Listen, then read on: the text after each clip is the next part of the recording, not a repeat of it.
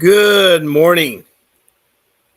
I'm Bob Pace, your host for a podcast that's live from Southern California.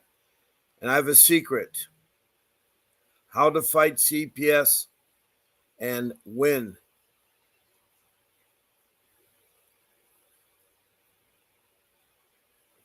Now, this podcast is produced by Vincent W. Davis and Associates.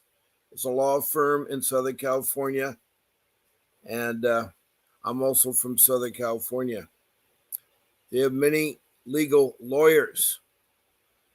The area of law that deals with CPS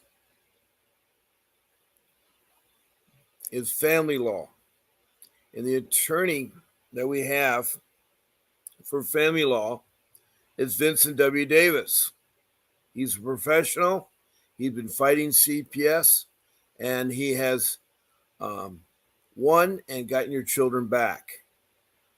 Now, what I'd like you all to know is that this time he's offering a free consultation for 30 minutes up to an hour of his time to talk to you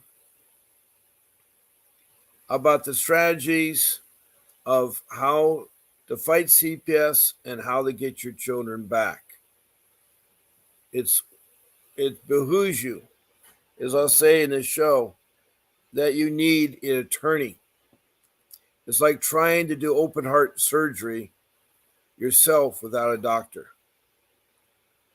CPS, which is Child Protection Services, a branch of social services, is a federal and a state entity that's supposed to protect our children from abuse and neglect. It also is supposed to bring families back together. It's a responsibility that if there's a problem, they investigate and they bring the families back together. Now, Vincent Davis, as I say, is offering this free session. All you need to do is call 888-888-6582. And you're going to reach the office, and you just say that Bob Pace sent you and schedule a time with him. At the bottom of the screen is a ticket that talks about his webpage, which is his schedule. His schedule right there, if you go on that webpage, is his schedule that he's available. So you look at the dates and times he has open, schedule time and talk to him. You have nothing to lose. You will feel so much relief that you're dealing with a professional who knows how to fight CPS, who's gotten back children, is a trial attorney and been doing this for years. And also he works not only in Southern California, but he works in Northern California and all the 50 states. He can be retained at the end of your session. You should if you like him. And I encourage you to. He was my attorney. He got back my children. So you should schedule that time, 888-888-6582. Make sure when you call in, you say that Bob Pace sent you. Also, when you talk to Mr. Davis, tell him Bob Pace sent you. It's really, really important. And this is probably the most important thing you'll do in getting your kids back and do a CPS is get an attorney. I call it my rule number one. Now, we also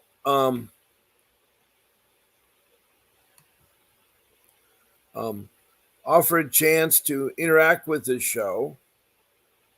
Sometimes I have a guest speaker, and if you want to talk now on the show, you can call my office phone 626-698-6990, and you can start talking about your CPS case and about your children, your allegations, and maybe I can help you.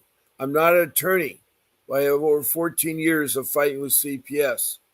And I'm telling you from personal experience and the experiences that I've had with people on the show, over 100 of them, that CPS has not been very nice, and they have ended up taking their kids and they've done really horrible things. I don't mean to badmouth a federal agency. I thought agencies just like police were honest, respectable people to deal with. We need CPS, we need the police, but I experience lack of transparency. I experience lies, deceit, all because of money. It's $1 billion business that CPS is running, and it's the only entity I know is legal that can steal your children, and they will take your children. I mark my words. They are really hard to deal with, hard to navigate. But if you like to talk, call in at 626 698 6990, and you'll get me live and we can talk on the phone. If you don't want to talk right now but like to talk at a future date, I do 14 shows a week, twice a day, from 10 in the morning and 1 hour, and then 7 o'clock in the evening for 1 hour. I'm on Pacific Standard Time, and you can pick one of those days: a Monday morning, Monday evening, a Thursday morning, Thursday evening, and one of those days, one of those 7 days. And when you call in, tell them that Bob Pace sent you, schedule a date and time, and my producer will help you get on the show and tell you how to work it and so forth. And you'll be my guest, and I'll help you, and we can talk about your case. We can talk about your case. This is probably one of the hardest subjects I find to talk about, and one of the most difficult experiences that I've had.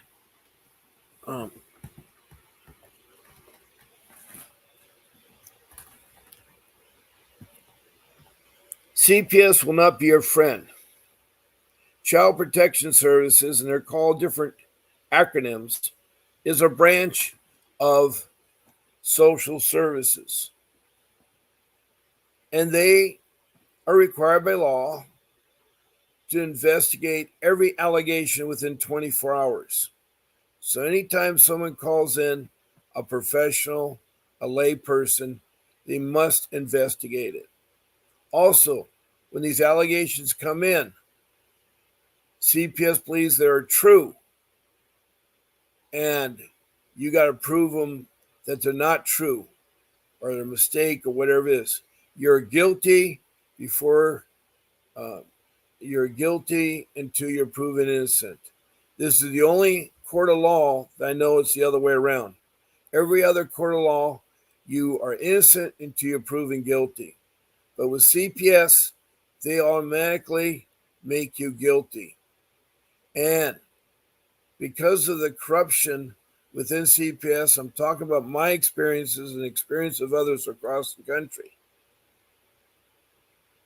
There's so much deception and so much animosity towards parents. They treat every case like it's the worst case scenario.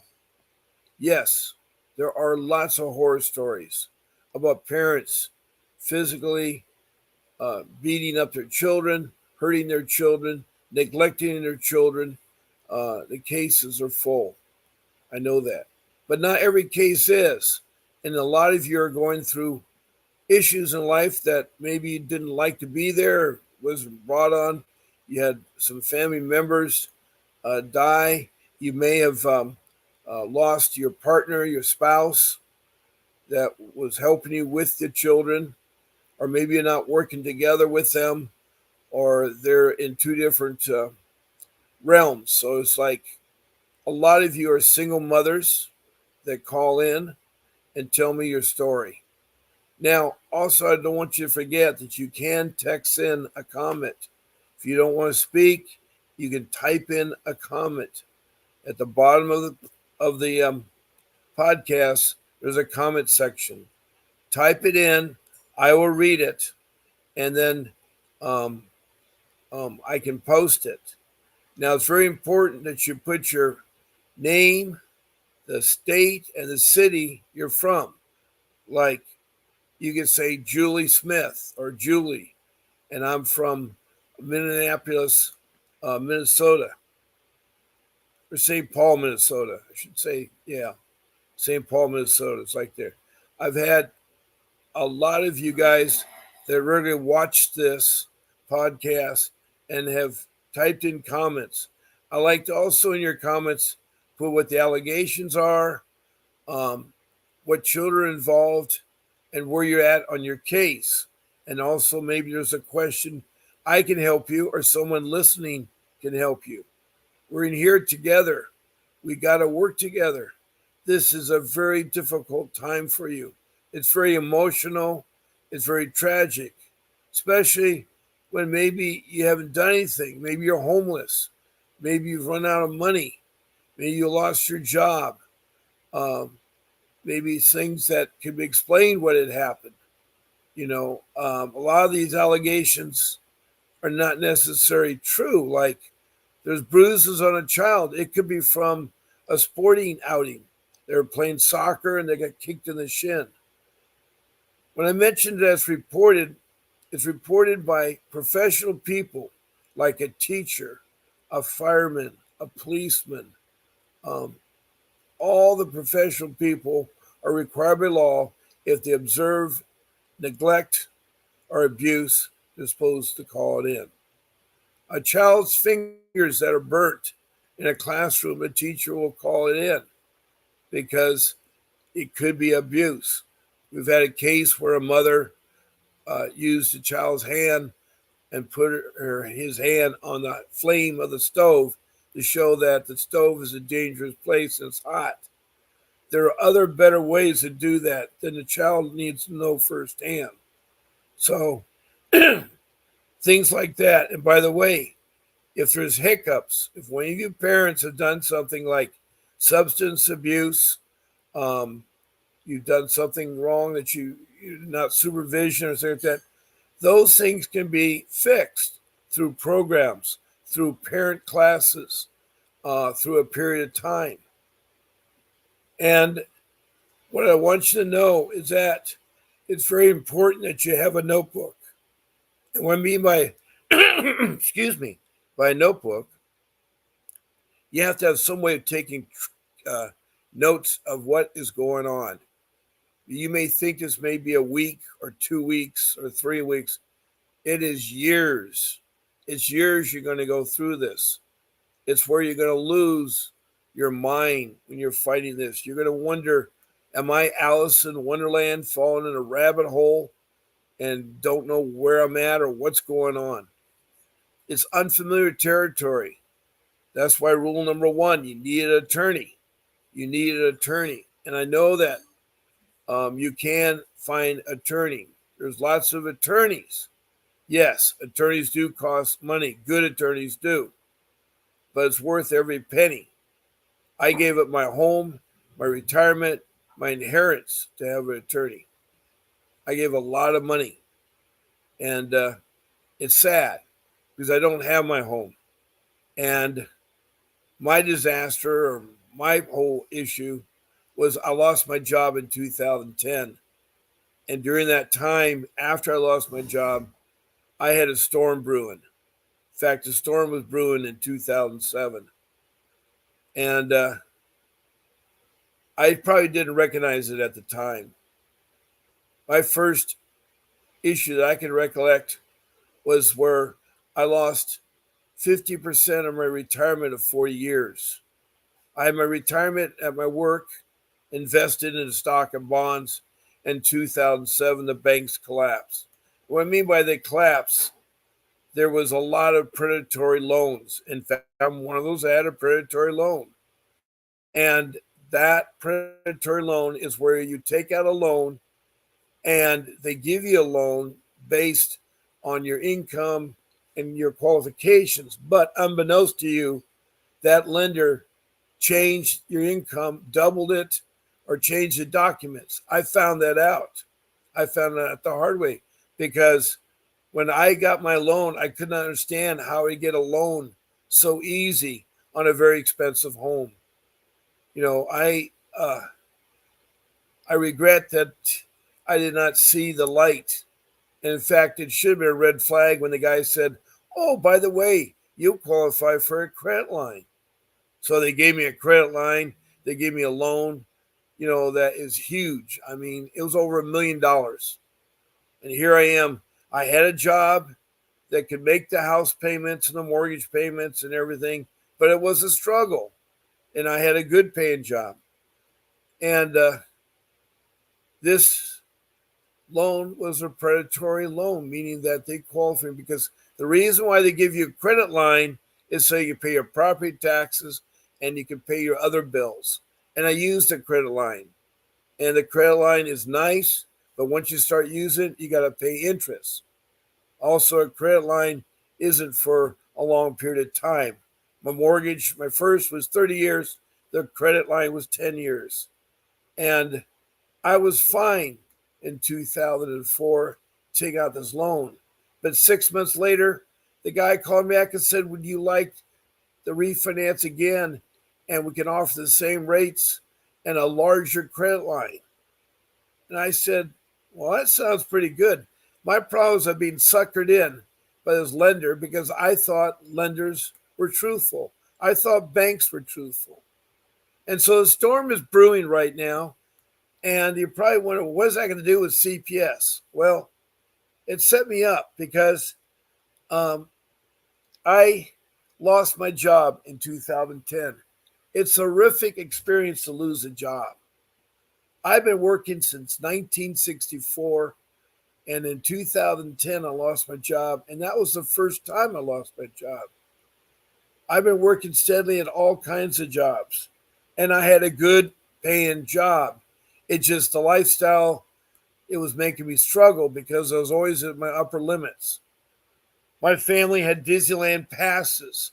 We went on trips to different countries, went to different states. We were enjoying life. And yes, at times there was times we struggled, but we seemed to make ends meet. Our home was beautiful. High vaulted ceilings, a bedroom for each child, a master bedroom that you dream of, walk-in closets, a jacuzzi in the bathroom. It had an outdoor pool with a walk-in entry, a hideaway gazebo, or with a whirlpool there. It had an English garden on one side, a tropical garden in the back, and of course we had our two dogs on the other side, the Siberian Huskies. I really felt I was so happy. And I remember coming home to see my children, and they used to have their arms outstretched and want to be held when I came home. When I came home, the dogs would howl. They knew the sound of the car. And I was in a private neighborhood close to the beach. I was a mile away from the ocean in a really nice neighborhood with CCRs. It was a private community. And you could go for walks. There was parks nearby. There was horse trails. You couldn't ask for a nicer place to live in. And unfortunately, I was unaware of this perfect storm getting worse. As soon as I lost my job, I started receiving allegations from social services, from the Child Protection Service, questioning whether I paid my utility bills, whether I had food for my children, whether my children were clothed, whether they went to school, whether they took baths. And I couldn't understand who's making these complaints. I could not understand who was. And every time the social worker would call or meet, I meet with them. At first, I let them in the home. And by the way, rule number 3 is you do not talk to social workers and you do not let social workers in your home. And that was a mistake on my part. I had nothing in my home they had to worry about. But as my storm got worse with the predatory loan, the loss of a job, and CPS, I had another tragedy come along. It's not really a tragedy. My parents were up there in years, and they were dying, and they wanted to liquidate their home and get rid of their items, and they want the items to be put with family members.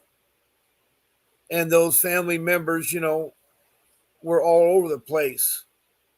I didn't have any family members that were close by except for my parents. And so I said I'd help them out, and I proceeded to take my young daughter up there, who helped me immensely. And we really bonded really close, my daughter and I, and had a good trip, brought back the belongings that could help out. There was a big TV screen for my son. There was other items for the family members and stuff. But unfortunately, I made some bad decisions. I couldn't afford to put them in storage. That would have been the best decision to make. Or I should have just left them up there and let my parents, as best they could, deal with it, and my sister, who lived over in the islands, come there. But I wanted to be a good son. I love my mom and dad. And so I took the things in. At first, I put the items on the apron in front of the garage, covered it with tarps so that it looked very presentable.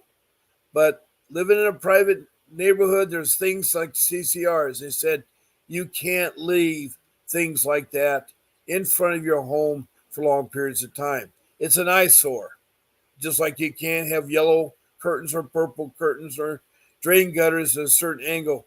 They have all these CCNRs. Sometimes I think it's great to have CCNRs because it makes your neighborhood respectable, but other times it prohibits you doing a lot of things. So anyway, I was told to move the stuff inside my home.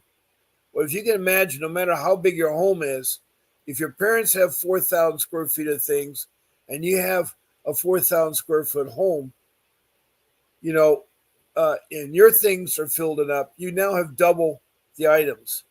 And so I moved them into the yard. I moved them to the front porch. I moved them in the garage. I moved them into the home. And these boxes were stacked. The furniture was stacked. And that was later, when they investigated my home, said that I was doing negligence to the kids because maybe the boxes could hurt them.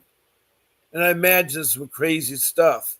I imagined boxes flying with wings, attacking the children in the bedrooms, or the furniture running upstairs. They were big enough they could walk around the boxes and work, but it added a clutter effect. And it certainly was not a good choice on my part. But I was alone taking care of this in my family. Um, my kids went to good schools. Excellent elementary school is open school, meaning that they had glass walls so that you could observe the teacher teaching. You could observe your kid in class. The middle school was an old middle school, but it was a good public school. Again, these schools were close to the beach, the horse trails, and everything. And all my kids went through the elementary and then the middle school. And then I just started to have my oldest son, who at 15 was entering a private school. A private school because he wanted to be a robotic engineer. And I wanted him in a STEM program, a science class, a technology class, engineering class, and a math. So all 4 years of high school, he took these STEM classes. And he accelerated. He was doing really well. My girl was doing well at middle school, but she did have some issues. There were the kids taunting her and things of that nature. I had an older car, and when you have a car that's 30 years old or 20 years old, it's hard to keep it looking new. And I lived in a neighborhood that was very rich and wealthy, and everybody had new cars every year. So it was kind of a stigma, and she felt she was. And yes, my daughter was a beautiful, loving daughter, and both mom and dad loved her dearly. And in the end, she was stolen from us. She was a Barbie girl living in a Barbie world. And she loved a lot of nice things. She loved how we had a home and so forth. And my young son was at the elementary school where all the kids went through and doing quite well. He was 9 at the time. My daughter was 12, and my older son was 15. Now I had two groups of families. I had two groups of families. This was my second marriage. My first marriage, I did not end it. It was forced upon me. I did not want, I believe marriages are real. A marriage is the words you say to someone you love someone for better or for worse. I feel that you always work out a solution. I wish I knew some of the things I know today that I did mistakenly wrong in my first marriage. To this date, I still don't know the solid reason why my wife did what she did. And one of the saddest things, my firstborn is with her, and her last words to me is that you're never going to see your daughter again. And I wasn't accused or found to be at fault or anything, but I was mistakenly led to hire a private judge, private courtroom, private clerk, private, attorney, everything. And I spent over $1 million fighting. They were trying to change my daughter's name. And again, CPS was involved because there's no CPS matter. There's no abuse or neglect against my firstborn. We did have a problem that I didn't recognize till later on, is that we'd argue. An argument in front of children is a no-no. Even if they're young, it hurts them. And I'm telling you right now, don't argue. If you have a dispute, it is hard. It's hard not to explode. I still find it hard today.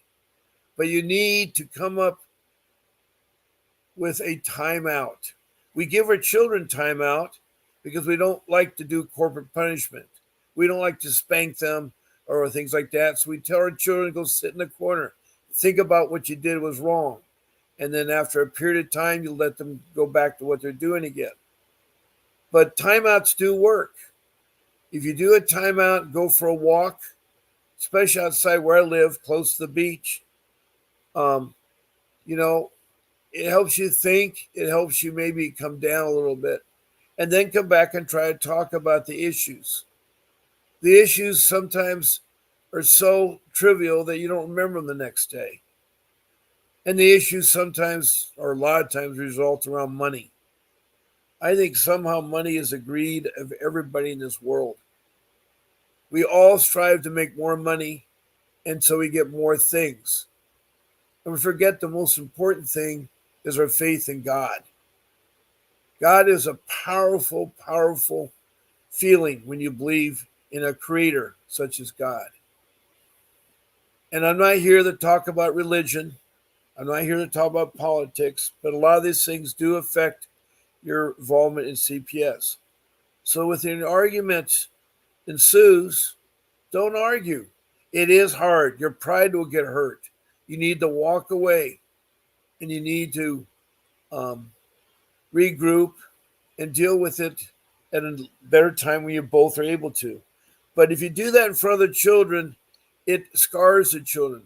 They don't want to have to decide, is it mom, is it dad, is it both of them? And then they go off themselves and say it looks like we won't have a home anymore. Little kids are precocious. They are in there. My kids today, I'm talking about my three young ones, are still having problems with social services. When that perfect storm was brewing and my parents were dying and I lost my job and had a predatory loan and lost half of my retirement, it was hard because I kept thinking a bigger home, better for my family, more nice things, better for my family. My whole focus was working. I worked 60 hours a week, 5 days a week, sometimes even six. I had a high pressure job. I had a good job. I was working in the field of civil engineering and construction, and it's heavy roads and highways. And it was my career job that I have over 40 years with. And, since I lost my job in 2010, I did get several jobs since then. But as I got older, it got harder. When CPS finally took and stole my children, that was 2015. I was 65 then. So as I was getting older, you're supposed to have something called golden years. I don't know if there's such a thing as golden years. My mom and dad did. My dad was a military man. My mom supported him when he'd go off at 9 months at a time to war. He fought in World War II. He fought in Korea. He fought in Vietnam. and he fought for his country. He dedicated, but he did provide for my mom. We didn't have the things that I had. I made more money than my dad did. But my dad, still, in the end, when he retired, they were taken care of and they had their golden years. They retired in a beautiful city, you know, up above Los Angeles, um, and they would go fishing. They did things together. Um, my dad loved to fly airplanes. I'm talking about model airplanes, and my mom would go with them. My mom and dad were lovebirds until they died. They were lovebirds till they died. And it's hard. It's hard to talk about them because I miss my mom and dad. But anyway, I'm here with this crazy problem with CPS. I did not know that they're corrupt. I did not know they're out after your children or anything. The things I know, I will try to share my best with you. I want to remind everybody that if you have something you like to talk about, please write a comment and put your name, the city and state you're from, and what the allegations are, the children involved, and where you're at on your case, and then something about what you'd like me to answer. I'd love to hear from you. We have some people that have written in so far. Ariel Camille came into the room, and I don't see anything she has said. William Formluna, you don't need an attorney. They rip you off. You need to educate yourself. I fought my court and wanted what it did. It took me a long time. Yes, William, I tried to fight for a year and a half. But it's like doing the open heart surgery. You can try to be the greatest doctor you are, but you won't know it. And I guarantee your life did not get over real easy. I don't know what city or state you're at, William. I'd love you to tell me more. And I love you to maybe even talk right now on the show as a guest. Again, you all can call 626-698-0990 and call in and talk about your case and so forth. If you're not ready to talk and still want to talk, you can call 888-888-6582. And that will reach the office. Make sure you say Bob Pay sent you and that you pick one of those 14 shows. It's 7 days a week, twice a day, in the morning or in the evening. You can pick a show and be a guest on the show and talk about your case. That rule number one I said about an attorney, and I still believe that it's the best you can. Now, they will give you a public defender when you're charged. When you're formally charged and you have to go to court, they'll give you a public defender. The problem with a public defender, yes, they're free, but you get what you pay for.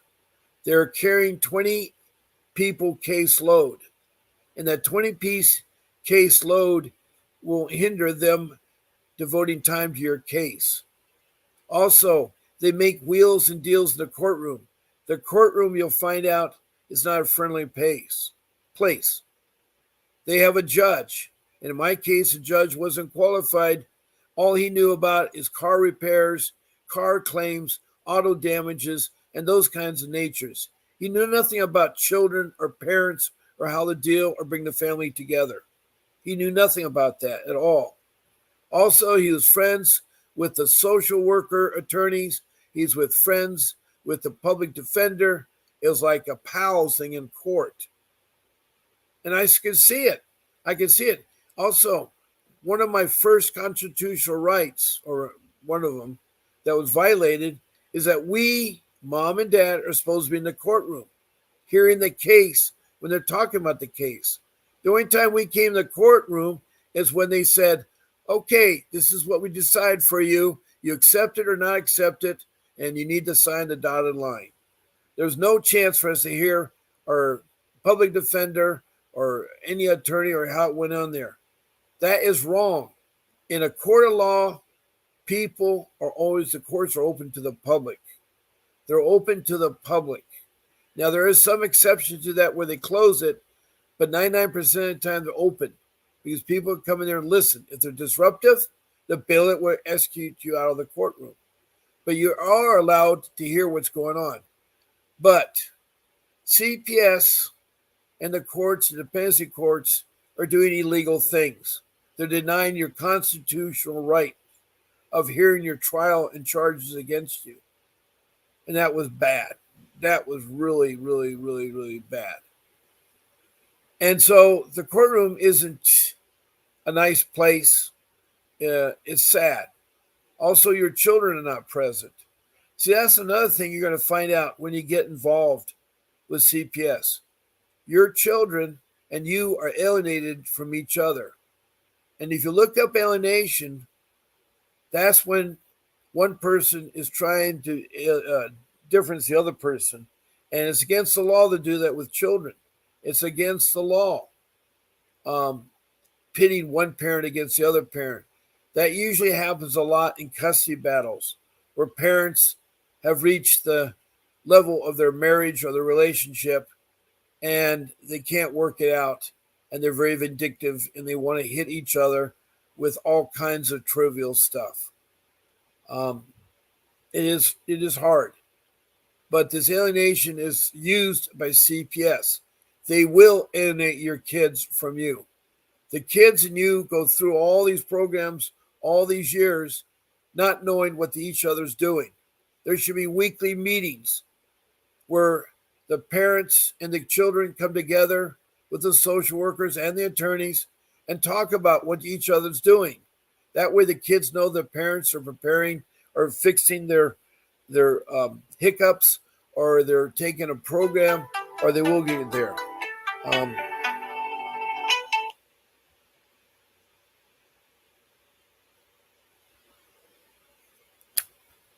Hello. Hello.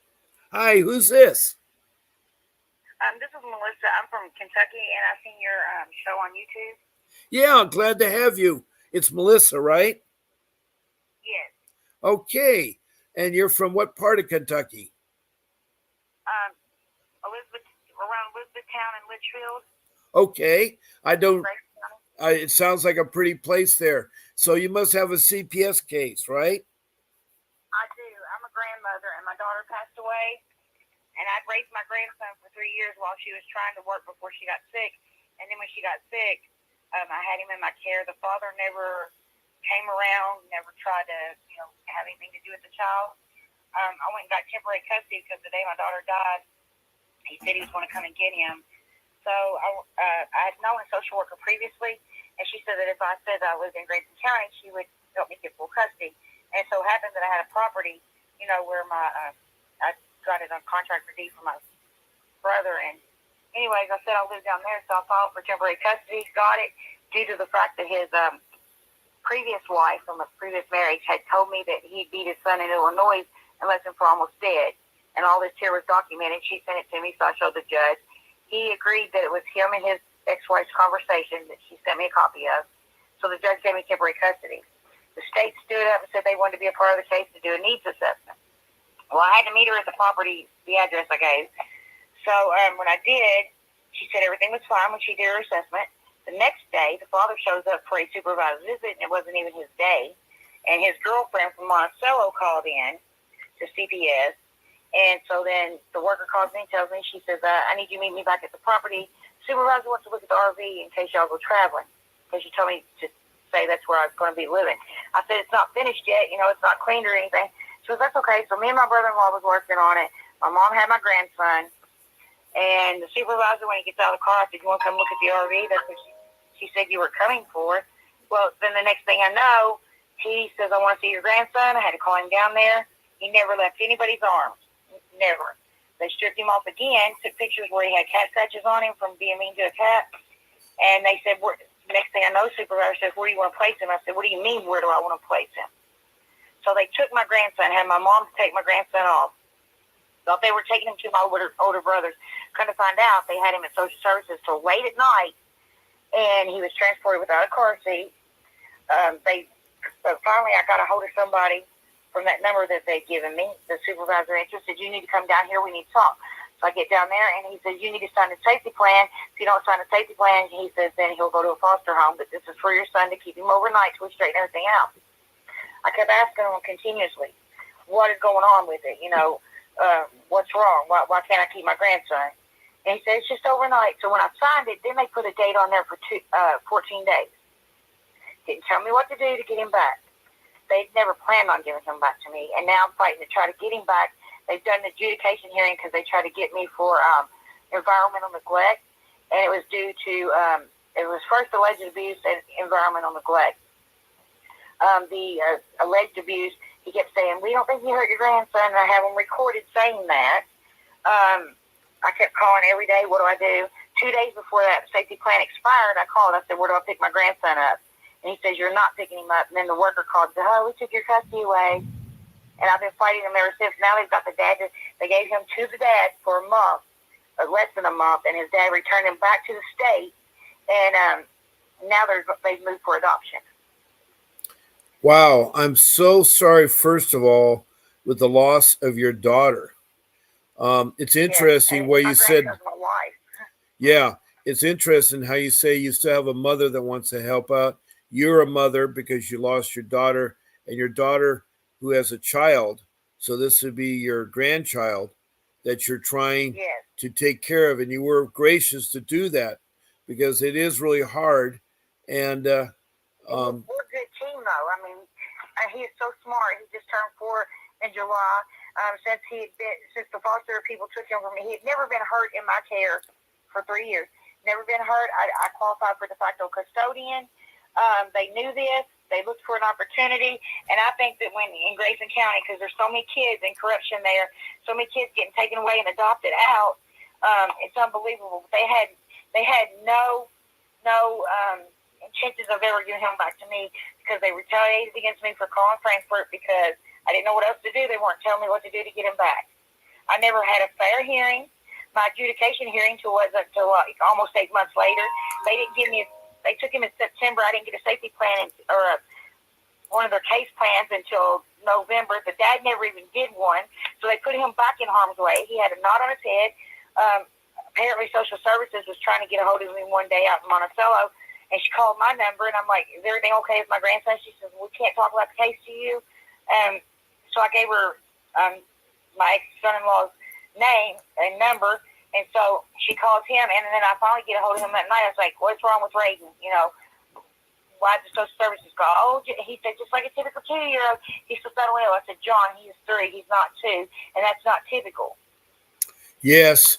You know, you sound like you have a really tough case because you're a caring person that wants to raise that child who has a tragic thing that he'll live with his whole life that he never gets to see his mother as he grows up. You know, it's really hard. He couldn't even talk about his mom to him when I had my visit. When my son had him for those 14 days, I was getting every Saturday for 2 hours unsupervised. The father had to drive like 3 hours away one way just to get 2 hours with my grandson. He's the only witness that they had, and he said that I brought the baby back dirty and wet. I said, how can that be possible? Because, you know, I'm writing all this stuff down for my court-appointed attorney who used to be an ex-judge in this county, and she got reprimanded for threatening these little girls with foster home if they didn't go with their dad on a camping trip. So she never once tried to object to anything, tried to, clear me of this here environmental neglect thing. The judge wouldn't let me talk.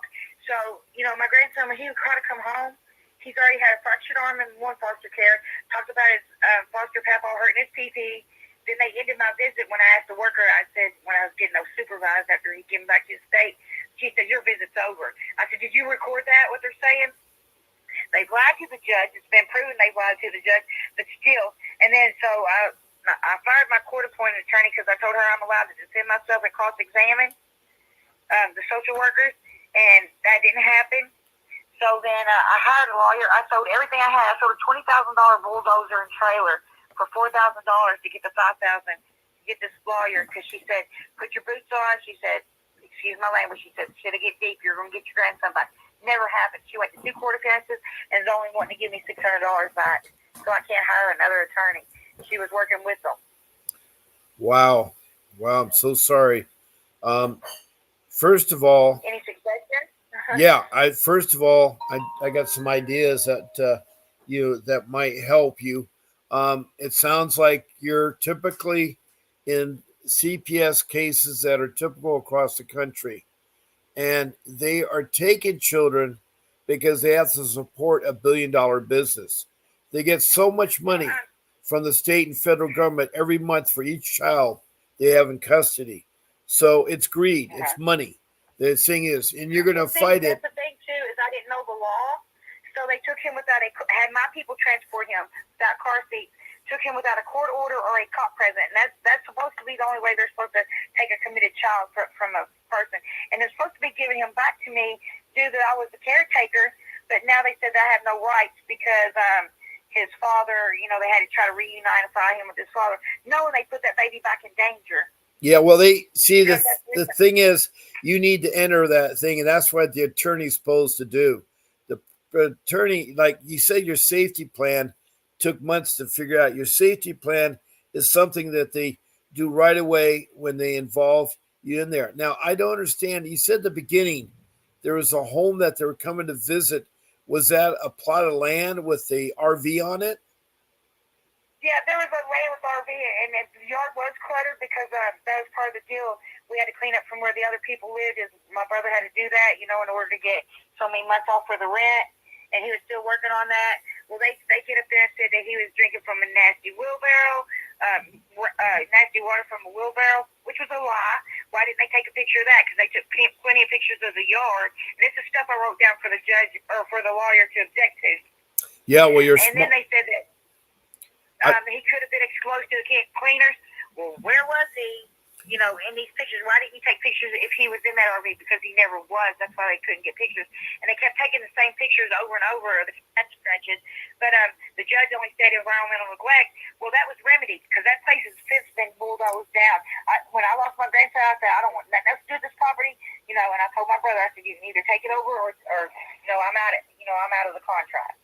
Well, what is this environmental neglect? I never heard that before. Is it because... Well, they said forensic investigators, because I kept calling the worker, asking what to do, and she said, well, you're getting a new caseworker because they're doing this with the forensic investigators with the alleged abuse. And I forgot to write down the names. So the next day I called her. I was like, Rachel, I said, what's the name of that worker again? Because, I need to speak with her. And she said, oh, you're not getting a new one. So we sent the pictures in, and she said, you're right. It's not abuse with the cat scratches. But he could have been exposed to some household cleaners where we were cleaning the RV. Yeah. But he was not present when we were cleaning the RV. Well, how were the cleaners kept? Were they kept in a locked cabinet? No, see, we were cleaning when her and the supervisor had showed up. And I had to call my grandson there because my mom was babysitting him while me and my brother-in-law was cleaning on that RV. There was the mistake you made there because unless there is a warrant that's signed by a judge specifically naming who they're taking or who they're investigating, and it has to be done during Monday through Friday because on the weekends judges don't work. And they can lie about we have a court order. Well, it may not be signed. They need that before they take... I know. That's what attorneys are supposed to do. And again, it's money that is hard to come by. And I understand. I feel for you on that. That's wrong. I mean, it seems like none of the professional people are recognizing you have a loss of your daughter. Did she die of natural? No, she didn't. She had diabetic shock. She had taken where she worked at the CDC office. They had to take those COVID shots. Yeah. And her third and fourth one was getting her down. She had lost so much weight and everything. And then they found out she was diabetic. She was losing blood. And they've had her in intensive care several times. And one day when I didn't hear from her, and I kept calling and calling and calling. She didn't answer. I begged the cops to go and open up the door. Finally, my mom and sister had went up there and seen her groceries on the porch where I guess they delivered them. And they were still fresh and everything. But I kind of think my son-in-law had something to do with it. My son-in-law, but later that night, nobody would go in. Later that night, I went up there and I said, either somebody's going to come and open this door, or I'm opening myself. And so they come over there and they had to ping her cell phone and all that stuff. But they said that she had just passed like a few hours, and I said, so a few hours ago they could have saved her if they'd have, opened up that door and went in. Yeah. She had a diabetic shock. Yeah, it is hard there. And at the time of the Yeah. death of your daughter, was there any provisions to make you the custodian parent? No, but there was a paper that was notarized that I didn't know about, and her friend's supposed to be bringing that to me. But the case has already been adjudicated. They're saying that new lawyer that I hired, she used to be the best there was. That's why I hired her. And like she told me, get your boots on. I'm gonna get your grandson back. Now she's saying I'm not even a party of the case, and her only giving me $600 back out of 5,000. Only did 2 court appearances. Never objected to anything. I told her, I said, I want all my money back because you lied to me first of all, and I said, and I should have known when they said, when the social workers and stuff said, oh, Phyllis, we're glad that she has you for an attorney. Yeah, I bet they were. And now they moved for this adoption. Yeah. And they said I can't even file upstairs to get de facto custodian because I've got this neglect charge now, this environmental neglect. Yeah, well, it's not a charge, but it went through the court. Yeah, well, it's what is it? Have they done a case plan of what you need to do to? I did that case plan, and then get this: when they told me to do the case plan, it was supposed to be where I did parenting classes. Well, I did a parenting class. They waited till the day I went to see the judge to tell the judge it was the wrong parenting class. They weren't. They had no intentions of working with me whatsoever. They get on that stand and lie and tell the judge that I did this or I did that. I wouldn't let them come for a home visit. And this lady that was supposed to come for a home visit, another social worker, she said she told the judge that she was here, and I was here all day waiting for her to show up to do a home visit. She took where I was doing some crafts out on the porch, took pictures of that, took pictures of the fire pit that I was building, hadn't finished it yet, and tried to use that against me. Wow. Well. Yeah, and I said, well, my grandson's not here, and my cousin. But see, for like that safety plan, they promised me if I signed it for overnight to go with my son, he wouldn't go to foster care, he'd never go to court or anything.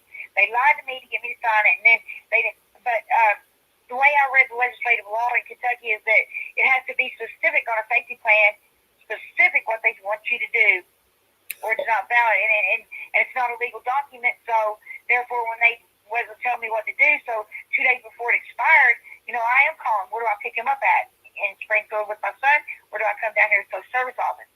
That's when they went and got an emergency hearing and emergency temporary custody. Yeah, they're going to try to do all those things because they're running on the tick of the dollar. They want that $12,000 per child per month, and 12,000. What I don't understand is Yeah. we love each other. I did classes with this little boy. He's so smart, and how they can take him from somebody that loves him and care for him, and get a penny from the state and give him to strangers, just toss him around. And I bet that baby feels like he's not loved by anybody because I didn't get to see him for months, from like July to October.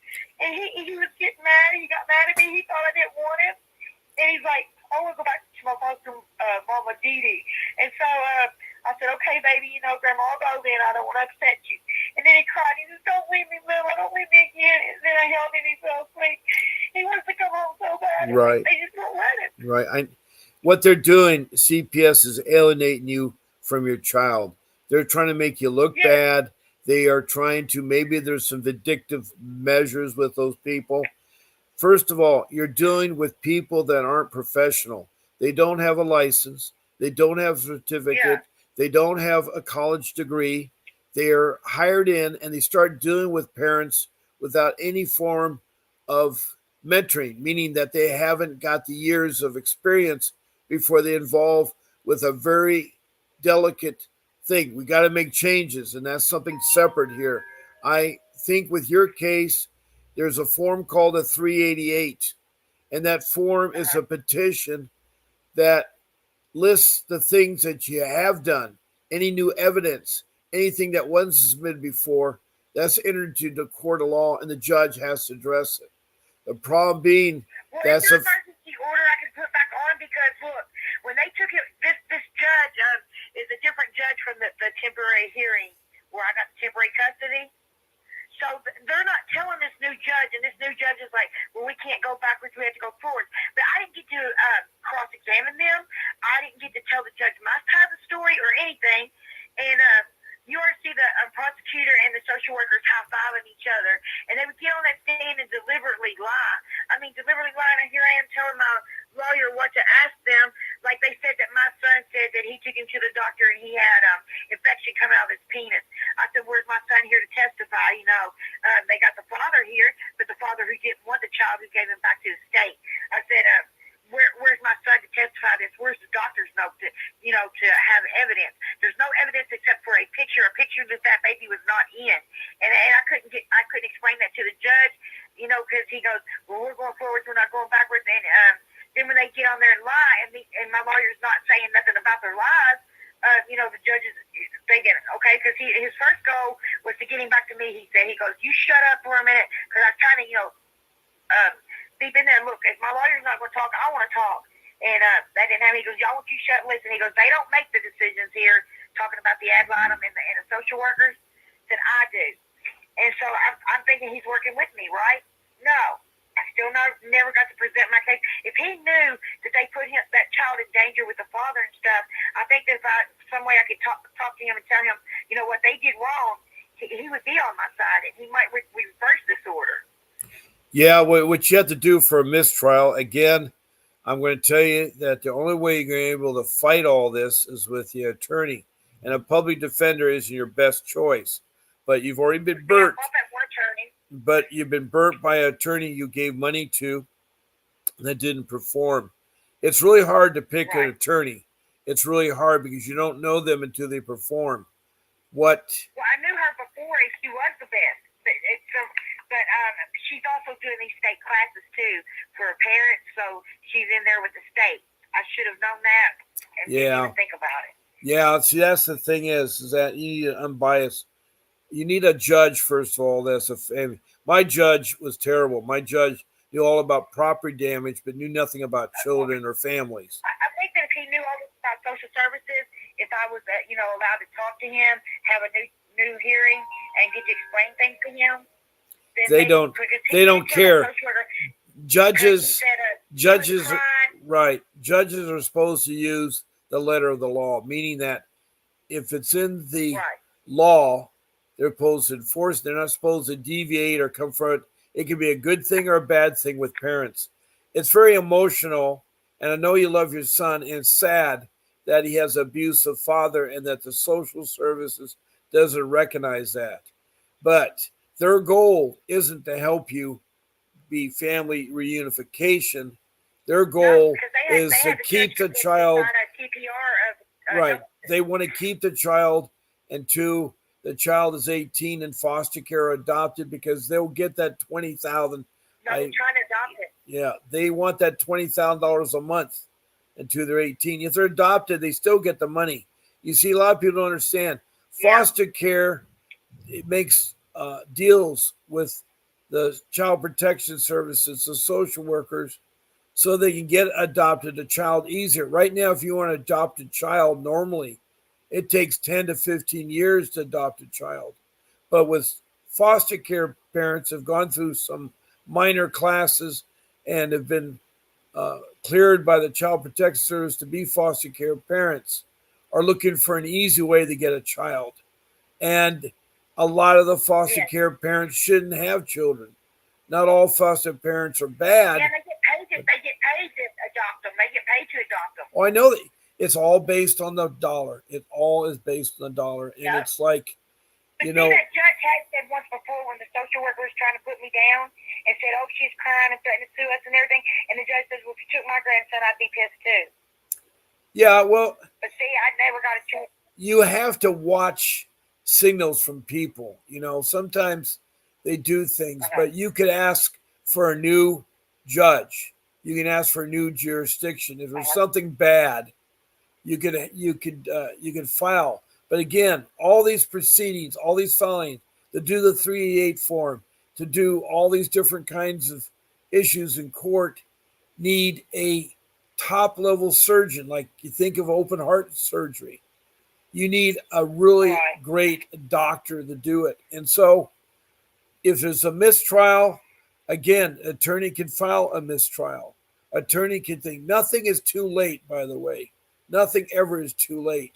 There's cases over 50 years old that they still can open up or explore or something like that. There's people sitting in prison that have been in prison wrongly. that are eventually free from it. So it's never too late. Yeah. It's the problem is that I'm we. not giving up on my grandson. No, that's I the will fight problem till is. the day I die. Yeah, you have to keep on it. And by the way, when he becomes 18, you can contact him. And I know that's not anything Yeah, but good. I don't want to wait that long. He I wants know to you be home don't, with and you me, don't want to miss and I anything want like to that. know. I know. I have lost two daughters. I've lost two daughters, and I'm regretful. One is 30. One is I've lost two daughters for death. I've had yeah. two daughters to die. It's not supposed to be this way. No, it's not. It's not. We all have children. We all love our children, and I know how you feel. And Yeah. I wish I had a magic wand that could make it better. I do have an attorney that you can speak to. His name is Vincent W. Davis. Uh-huh. He's offering a free 30 So minutes. I've tried him. He wanted like $60,000 to come down here and help me. Well, I know that. And I didn't say. kind of money. I know that. I didn't say that he would do it for free, but he'll talk to you for free, Right. and maybe give you some strategies of how you can get CPS. I'm not telling you to hire him. I'm telling you right now that he's offering. Right, and I want to say that. For $2, right, I have now, gone beyond my time here, which is no problem because I do want to continue talking to you, and I want. Well, it's okay. It's an hour show, but I'd like to finish and wrap this up. For all you listeners, including yourself, write down the number 888-888-6582. That's the way to get a hold of Mr. Davis. He is a family law attorney, and he's a professional. He has won CPS cases, and he's fought CPS. Right now, he's offering a free consultation for 30 minutes up to an hour about the strategies of how you can fight your case. He'll listen to what you say, try to go through it, precisely, in a short, abbreviated form. Tell him what you want, and then he can suggest things legally that you can do. And you need to take notes, but he will help you there. And yes, he has a retaining fee, and to go to your neck of the woods, it probably would be around $60,000. Yeah, I know it'd be a long. I know it's expensive. And it's so, but I know, I didn't either. I had to sell my home. I had to give up my home. So I know where you're coming from. But But then if you ain't got a home, you can't sell it. Yeah, I hear you there. Right, I hear you there. But I would like all the listeners that are out there, thank you very much for listening to my podcast. We've had Melissa from here, who's a grandmother who's trying to get her her child back, her little precious 4-year-old boy that looks like he's experiencing a yo-yo effect where he's being torn apart by a biological father that doesn't care about him. And he's got a grandmother who cares about him, who is trying her best to offer him a nice place. So I want you to hang in there. I'm on twice a day. You can talk again tonight if you like.